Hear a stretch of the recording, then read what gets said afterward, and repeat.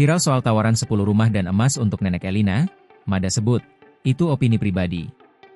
Organisasi Masyarakat Madura Asli, Madas, angkat bicara menyikapi hujatan dari warganet terkait kasus pembongkaran paksa rumah milik Nenek Elina Wijayanti. Pernyataan salah satu anggota Madas dalam video yang beredar menjadi sorotan.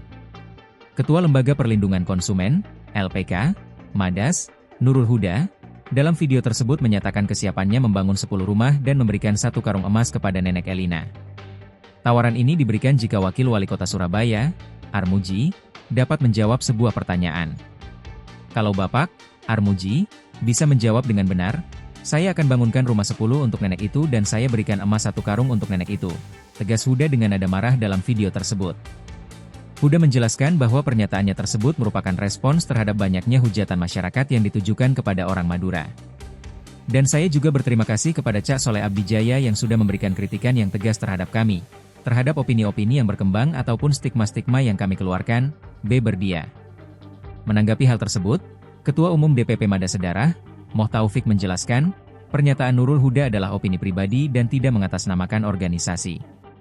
Itu hanya opini pribadi, bukan mengatasnamakan organisasi, ujarnya saat dikonfirmasi Kompas.com, Sabtu, 3 Januari 2026.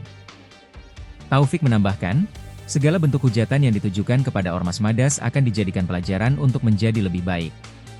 Pihaknya akan mengambil pelajaran dari kejadian tersebut untuk mengevaluasi dan memperbaiki diri ke depannya. Ia berharap masyarakat tidak langsung menilai buruk Ormas Madas dari beberapa kejadian yang terjadi belakangan ini. Ia menyarankan agar masyarakat melakukan klarifikasi terlebih dahulu.